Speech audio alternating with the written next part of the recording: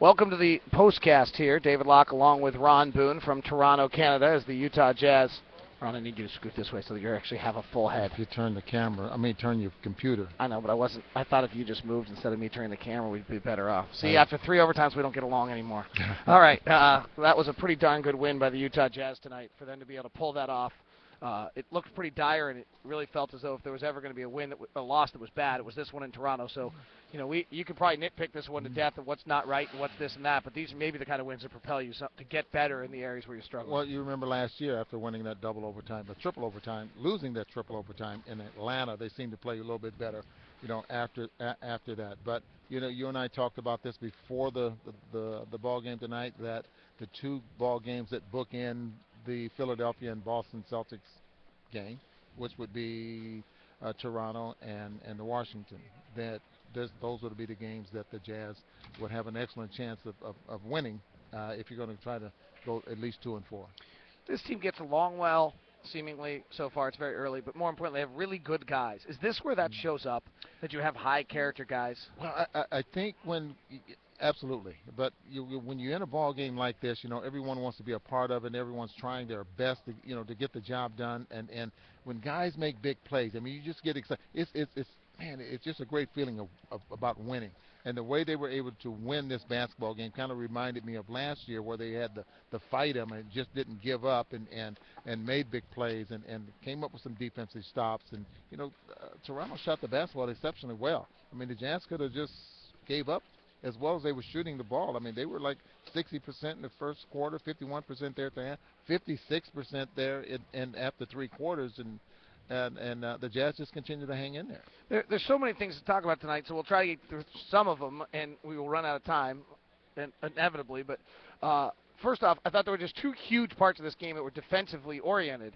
And one was that Amir Johnson guarded Al Jefferson to such a level that Al couldn't get the ball on the left block, was completely taken out of the game. The flip side of that was that Paul Millsap just was too short to guard Andrea Bargnani, who's 7'1". Early in the game, Bargnani had 10 points. Ty brought Derek Favors in to guard him, took him out of his game completely. He did not hit a field goal after the third quarter in this game, and Favors played 40-plus minutes. Jazz playing the big lineup most of the night to keep Millsap on the floor. Those 2 things were kind of the game inside the game was those 2, both number 1 options, got taken away. They went to DeMar DeRozan, and the Jazz just kind of found ways to stay alive. Well, and that's what the game is all about. Coaching's all about, making adjustments and matchups, realizing that Derek Favors was going to be a better fit to guard Bargnani than Paul Millsap.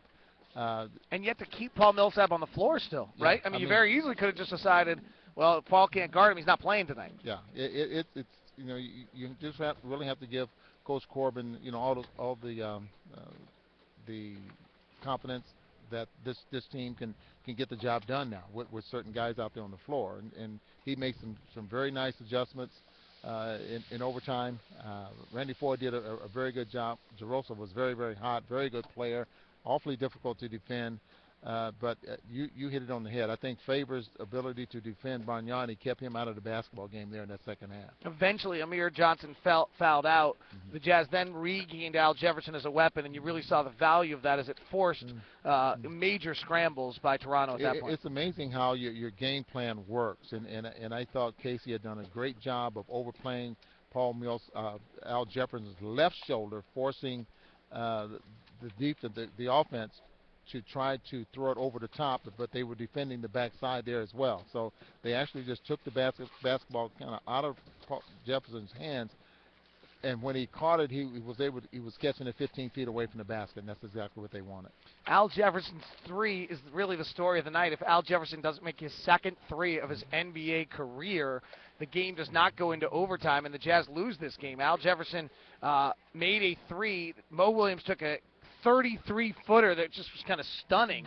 No good. Offensive rebound kicked out to Foy. Foy got suffocated by the defense, kicked to Jefferson, and at that point there's 2 seconds left in the game, and Al Jefferson hit a 3. He was 1 of 23 or 5 in his career The only thing that got crazier was that John Lucas III, who came in 2 of 25, hit a 3 at the end of regulation for them. He was 2 of 25 and needed a 3 to force it into the double overtime. Had a little bit of everything, and the fans, I think they very appreciated the effort of the Raptors and the way they played tonight. This team has struggled. This is like the 4th time now that this team has started 1-6.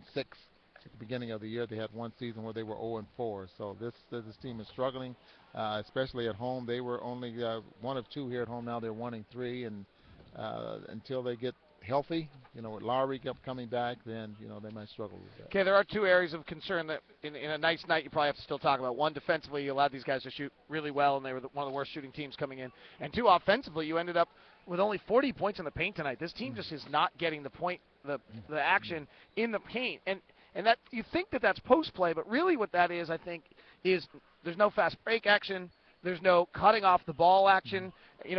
Al Jefferson's getting his points, but the points in the paint are coming where somebody back cuts the weak side and you get an easy layup out of the offense, or you get something in transition, and that's not happening right now. Yeah, absolutely. And then the size of this basketball team kept the Jazz from scoring a lot in the paint in the half-court offense. The Jazz only had 15 fast break points tonight. Now that's in triple overtime, and the Raptors only had 7. So it was not a lot of layups in transition there for the team, so you're not going to have that many points in the paint. But the Jazz give up 54 with their size, with the size of the Raptors. So that's a very big basketball. Incredible ball game. Jazz win it. Hopefully it'll propel them to better road action as the Jazz are able to pull off this win tonight. 140-133. We played 3 overtimes. Did a little extra tonight. Empty the Noggin will be up at Locked On Jazz at some point this evening. We'll have a tip-off for you again tomorrow. We'll also have some more get-to-know the Jazz players this week for you. It's all here at Locked On Jazz on iTunes, on Stitcher,